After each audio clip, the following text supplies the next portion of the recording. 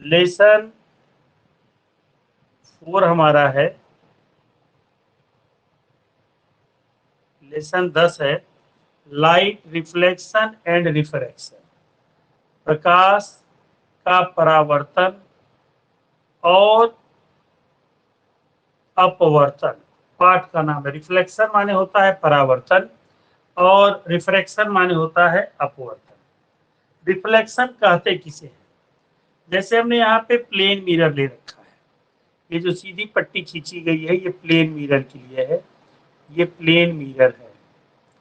अगर किसी भी चमकदार सतह, any shiny surface, when light beam falls on highly polished surface such as mirror, the beam reflected that medium from which they have come is called reflection of light.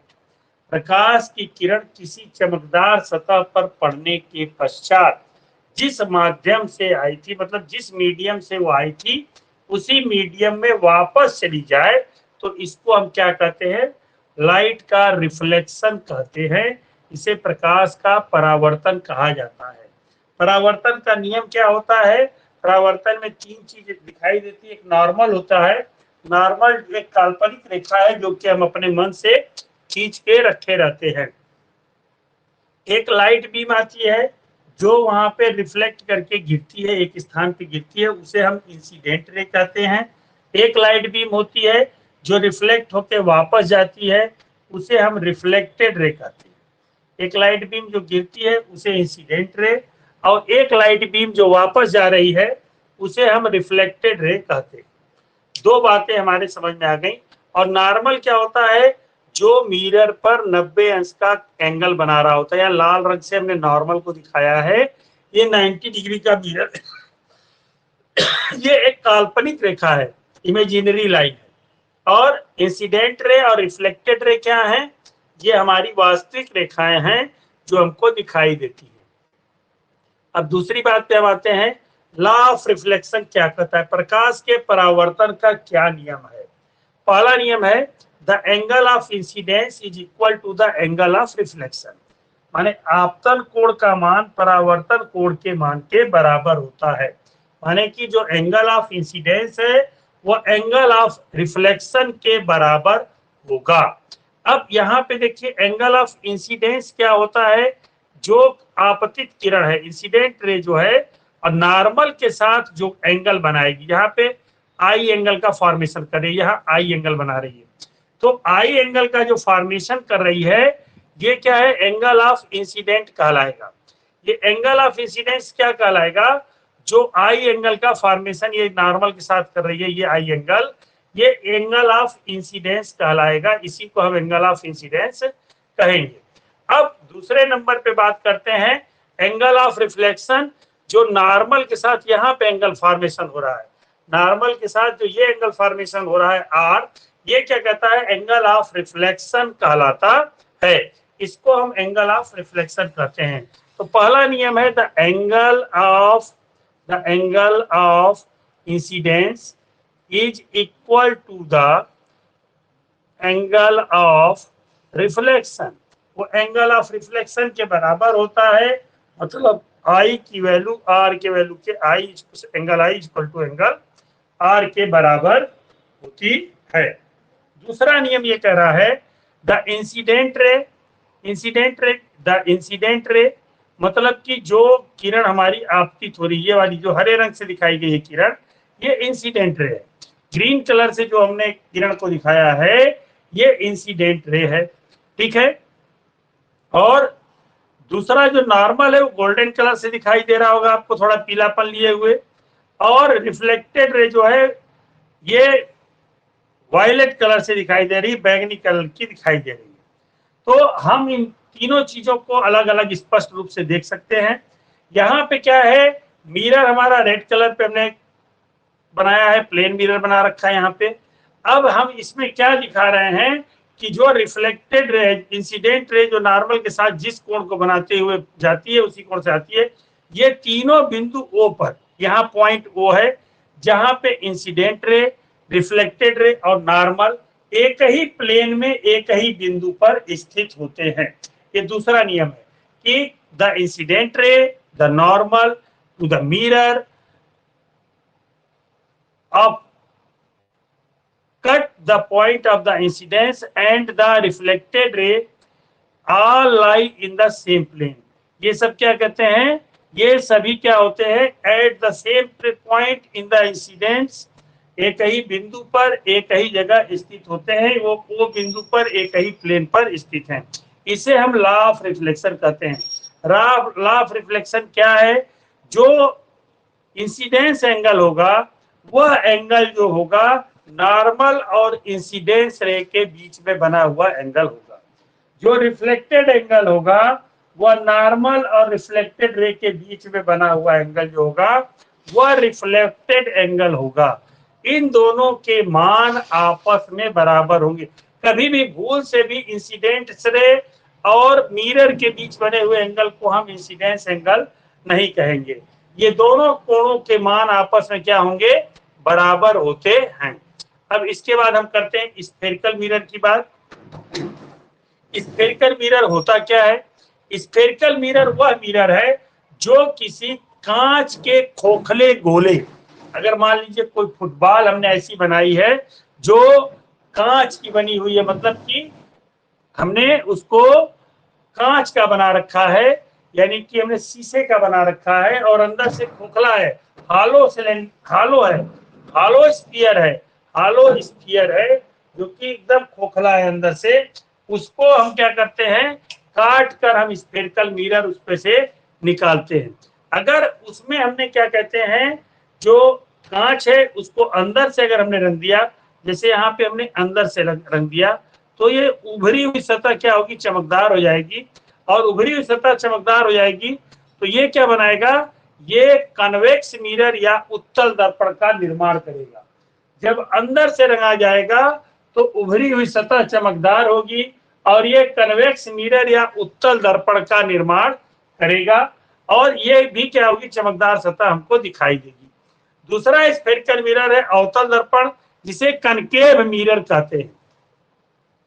Concave mirror क्या होगा, यदि उसी खोखले गोले को हमने ऊपर से पॉलिश कर दिया, फुटबॉल जैसा खोखला गोला है, हालो स्फीयर है, उसको हमने क्या किया, बाहर से रंग दिया, पेंट कर दिया, तो अंदर की सतह चमकदार हो जाएगी. तो इसको हम कनकेव मिरर या अवतल दर्पण कहते हैं. अब इस पे कुछ डिफिनेशन है जो हमको याद करनी है. पहला चीज है सेंटर ऑफ कर्वेचर किसे कहते हैं. तो ये हमने खोखला गोला बना रखा है, गोल सा, ये जो गोला आपने देख रखा है, ये जो गोला आप देख रहे हैं यहाँ से ऐसे ये जो गोला जा रहा है, ये पूरा गोला क्या है, ये एक खोखला गोला है. किसका, कांच का, ठीक है, ग्लास का. ये क्या कहते हैं, एक खोखला गोला है जिसको हमने यहाँ पे लगा रखा है. इस गोले की खासियत क्या है, इसको बाहर से पेंट किया है, इसलिए ये कौन सा मिरर बना रहा है, कनकेव मिरर का फॉर्मेशन कर रहा है. अब एक बात आपको हम समझा दें कि मिरर में एक चीज आती है, जैसे हमने यहाँ पे लिया, यहाँ पे अगर कट करते हैं यहाँ से और यहाँ तक बीच को कट करते हैं, तो इसके बीच में अगर काट के हमने एक चकत्ती निकाल ली है और चकत्ती हमने गोल सी निकाली है, मान लीजिए जो काट के हम निकालेंगे वो एक गोले के रूप में हम निकाल लेंगे. यहाँ से गोल सी हमने यहाँ पे निकाल रखी, जैसे यहाँ पे हमने निकाल के इसको ऐसे रख दिया, ये गोल सा हमारा निकला हुआ है. ये मिरर इस तरह का बना है, ये गोल भी बन सकता है और इस गोले पर से हम काट कर इस चकत्ती को, कभी भी कंफ्यूजन मत रहिएगा, इसको हम इस तरह से, सॉरी, इस चकत्ती को हम क्या कर सकते हैं, दूसरे ढंग से भी हम बना सकते हैं. इसको हम इस तरह भी ले सकते हैं, एक हम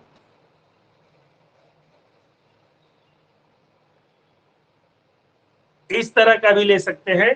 तो ये मत कहिएगा कि ये स्फेरिकल मिरर नहीं है.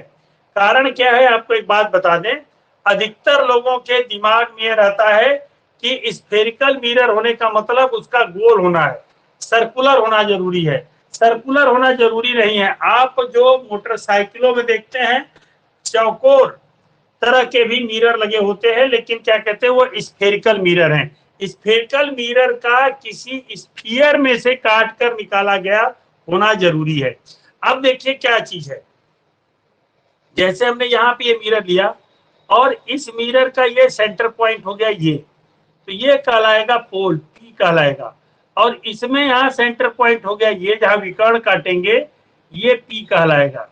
ठीक है, ये दोनों स्फेरिकल मिरर है। अगर बाहर से इसको रंगा गया है तो ये स्फेरिकल मिरर है। तो हमने इसका एग्जाम्पल आपको बता दिया। अब ये क्या करेंगे, P क्या है, P को हम पोल या ध्रुव कहते हैं। जो स्फीयर में से जो हमने मिरर काट के निकाला है, उसका ठीक बीच का जो बिंदु होता है, mid point of the mirror is called pole. जो मिरर में जो सबसे मिड पॉइंट होता है, बीच का बिंदु होता है, उसको हम पोल कहते हैं।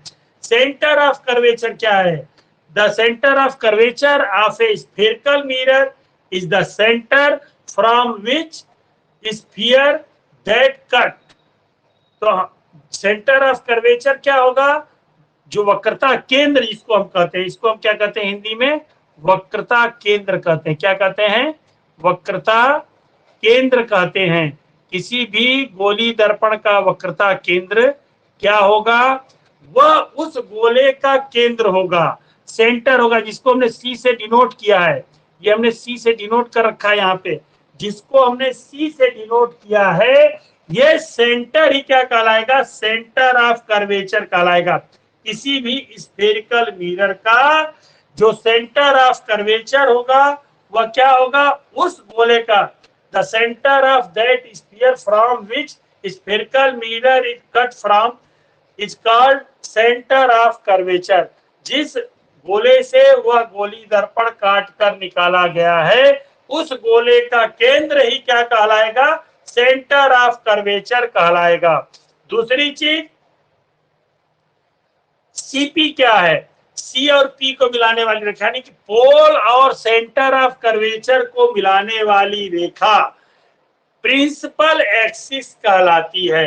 The line joining the pole and centre of curvature is called principal axis. Principal axis क्या है, किसी भी गोली दर्पण के पोल और सेंटर को मिलाने वाली रेखा, ये क्या कहलाएगी, प्रिंसिपल एक्सिस कहलाएगी। और जो लेंथ है सेंटर ऑफ कर्वेचर और पोल के बीच की, इसको हम कहेंगे रेडियस ऑफ कर्वेचर या वक्रता त्रिज्या। रेडियस ऑफ कर्वेचर या वक्रता त्रिज्या क्या है, किसी गोली दर्पण की, the radius from which spherical mirror cut from is called radius of curvature. The radius of sphere from which spherical mirror cut from is called radius of curvature. जिस भी गोले से वह मिरर काट के निकाला गया है, वह क्या कहलाएगा, रेडियस ऑफ कर्वेचर कहलाएगा। उसका रेडियस ऑफ कर्वेचर कहा जाएगा या वक्रता त्रिज्या कही जाएगी। उस गोले की त्रिज्या ही वक्रता त्रिज्या होगी। इस कंफ्यूजन में मत लीजिएगा कि ये हमारा स्फेरिकल मिरर, जैसे हमने यहाँ पे ए लिख रखा है और ये बी लिख रखा है स्फेरिकल मिरर, ए और बी में जो क्या कहते हैं कि जो त्रिज्या इसकी आएगी, ये क्या कहते हैं कि रेडियस ऑफ कर्वेचर होगी। दिमाग में इसका कंफ्यूजन बिल्कुल मत रखिएगा कि पी से, और यहाँ पे मान लीजिए ये बिंदु बी है, पी बी जो है रेडियस ऑफ कर्वेचर है, ये बिल्कुल गलत है। क्योंकि जिस स्फीयर में से वह काट के निकाला गया है स्फेरिकल मिरर, वही क्या कहलाएगा, उसका रेडियस ऑफ कर्वेचर कहलाएगा। क्लियर हो गया। इसके बाद आते हैं फोकस पे। फोकस एफ से हमने डिनोट किया है, ये कहलाता है फोकस। फोकस पॉइंट क्या होता है, फोकस वह लाइन होती है जहां पर किसी ऑब्जेक्ट की पैरेलल जाने वाली बिंदु जो प्रिंसिपल एक्सिस के पैरेलल जाती हैं और रिफ्लेक्शन के बाद वो फोकस से होकर चली जाती हैं। मान लीजिए यहाँ पे हमने एक ऑब्जेक्ट रखा है इस तरह से, ये ऑब्जेक्ट हम यहाँ पे रख रहे हैं, ये एक ऑब्जेक्ट है इस तरह से है, प्रिंसिपल एक्सिस के पैरेलल जाने वाली बीम ये है, और ये अगर जाने के बाद रिफ्लेक्शन के बाद ये क्या करेगी, फोकस से होकर निकल जाएगी। फोकस से होकर निकलेगी रिफ्लेक्ट होके, तो जहां से वो रिफ्लेक्ट होके निकलती है वही क्या होता है, फोकस कहलाता है। रिफ्लेक्ट होके निकले या निकलती हुई प्रतीत हो, यानी कि हमको इमेजिनरी में भी दिखाई दे कि वहां से ही निकल रही है, तो वो क्या कहलाएगा, फोकस कहलाएगा। उसी को हम क्या कहते हैं, फोकस मिरर का कहते हैं। तो फोकस क्या होता है, एफ जो होता है, एफ का मान जो होता है वह होता है वक्रता त्रिज्या का आधा। तो मतलब एफ इक्वल टू होता है वक्रता त्रिज्या, रेडियस ऑफ कर्वेचर अगर आर है, मान लीजिए रेडियस ऑफ कर्वेचर आर है, तो एफ की वैल्यू क्या हो जाएगी, एफ बराबर हो जाएगा आर बाई टू। तो एफ की वैल्यू आ जाएगी आर बाई टू। अगर मान लीजिए किसी भी गोली दर्पण का रेडियस ऑफ कर्वेचर यानी वक्रता त्रिज्या का मान दे रखा है 20 सेंटीमीटर, तो उसकी फोकस क्या हो जाएगा, फोकस 20 का हाफ 10 सेंटीमीटर हो जाएगा। तो ये कुछ बिंदु थे जो कि हमको ध्यान रखने हैं स्फेरिकल मिरर के अंदर। अक्सर हम जो गड़बड़ कर सकते हैं, इसीलिए आपको फिगर द्वारा ये समझा दिया गया है कि स्फेरिकल मिरर में हमको क्या देखना है। रेडियस ऑफ कर्वेचर हमने बता दिया, उस गोले का केंद्र है जिसमें से वह मिरर काट के निकाला गया है, उसका सेंटर जो है वही सेंटर ऑफ कर्वेचर कहलाएगा। उसका रेडियस उस क्या कहते हैं कि उस मिरर का रेडियस ऑफ कर्वेचर कहलाएगा। पोल क्या है, पोल मिरर के ठीक बीच वाला बिंदु है, और एक इमेजिनरी लाइन जो पोल को सेंटर ऑफ कर्वेचर से मिलाती है उसे हम प्रिंसिपल एक्सिस कहते हैं। उसको हम क्या कहते हैं, प्रिंसिपल एक्सिस कहते हैं। और उसकी लेंथ जो होती पोल से सेंटर ऑफ कर्वेचर की, वह रेडियस ऑफ कर्वेचर कहलाती है। ये कुछ बिंदु थे जिनको हमने आज पहले पार्ट में आपको समझाया। दूसरे पार्ट में हम इसके आगे के बिंदुओं को पढ़ेंगे।